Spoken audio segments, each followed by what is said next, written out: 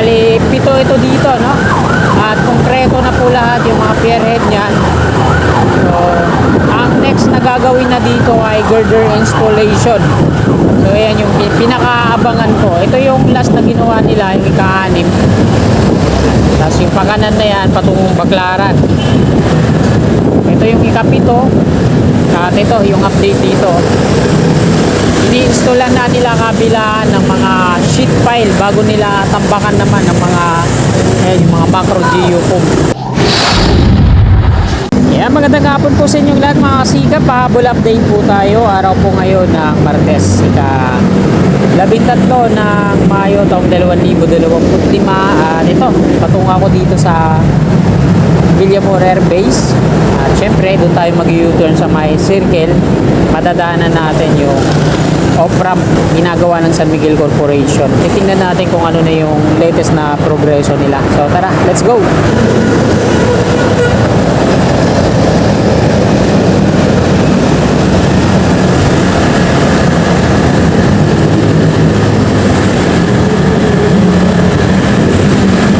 Paglagpas natin yan sa pakanan, ano na yan, Andros Avenue. Yan tayo patungo sa Villamor Air Base. Pero ikot muna tayo dun sa dulo, sa may circle, bago tayo pumasok. Off-ramp po ito, mga galing Skyway, patungo dito sa Newport City, dito sa mga casino.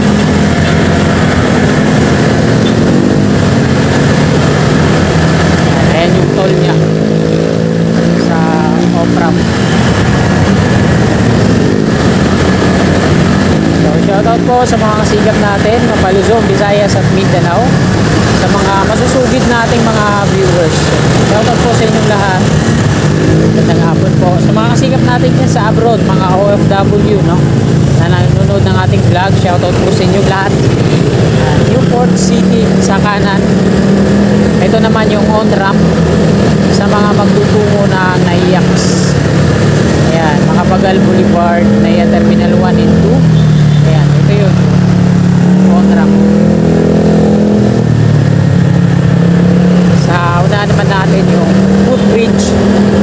Mula dito sa kanan, yung mga magtutungo naman ng arrival at departure dito sa NAIA Terminal 3. Ayan po yung tawiran.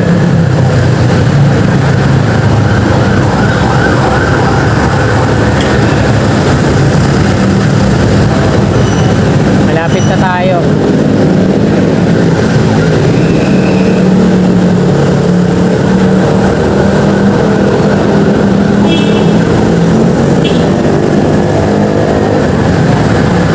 Yan na yan sa unahan mga kababayan, yung on-ramp. Halos lahat wala na pong center island dito. Binungkal na nila, giniba at nilagyan na lang ng mga plastic cone at flexible post, yung mga nagdi-divide.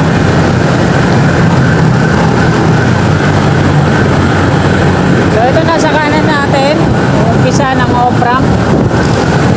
Wala dito sa NAIA Expressway, gilid ng Savoy Hotel. Ito yung unang pier. Bali, 7 ito dito, no? At konkreto na po lahat yung mga pierhead niyan.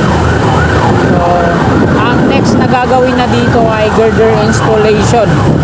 So, ayan yung pinakaabangan ko. Ito yung last na ginawa nila, yung ika-6. Tapos yung pakanan na yan, patungong Baclaran. Ito yung ika-7. At ito, yung update dito. Ini-installan na nila kabilaan ng mga sheet pile bago nila tambakan naman ng mga yung mga macro geofoam. Yan siya namang ilalatag nila dito para ma-hit nila yung level ng pababang rampa.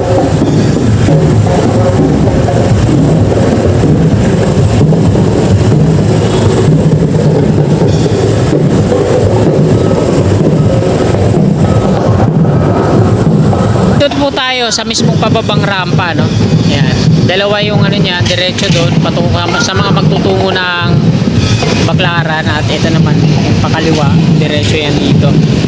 Circle patungo doon sa arrival at departure. Ayan yung Grand Apex.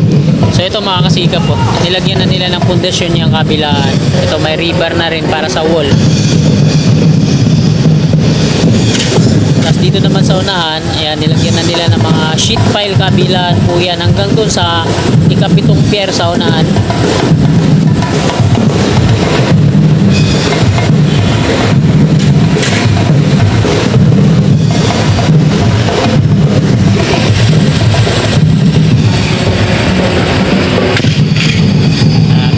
Sikap na kuna na po natin ang update dito.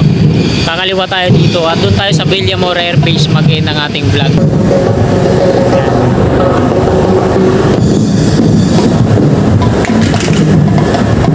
Ayan naman yung isang off-ramp yung mga galing Cavitex na magtutungo dito sa arrival at departure. So dyan yung rampa niyang pababa. Tapos aakyat ulit sila dyan. Patungo naman dun sa sa lobby. Ayan o, mga packet doon.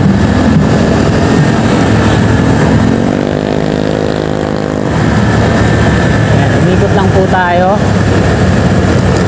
Ayan yung ikapitong pier, galing tayo kanina dyan. May expressway. Ito.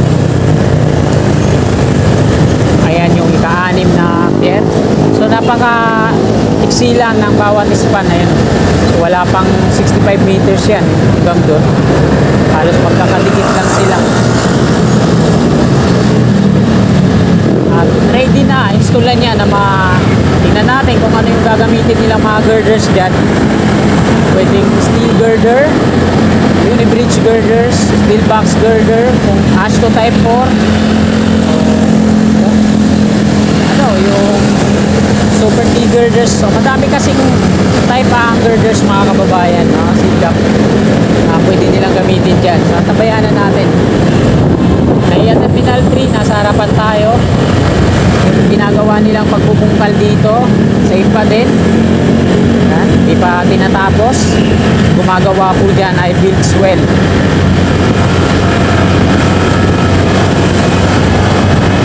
Balik na tayo dito sa kabila. Ayan yung footbridge patungo dun sa arrival at departure.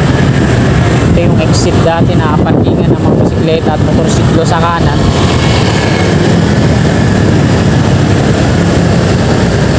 Ito na lang yung sidewalk na hindi pa natitibag, pero titibagin din yan. Napakalawak na dito, wala na yung mga dito yung mga landscape, tapos yung mga halaman. Ganon din dito sa kaliwa natin. Mas lalo na yun. Nilagyan nila na median barrier.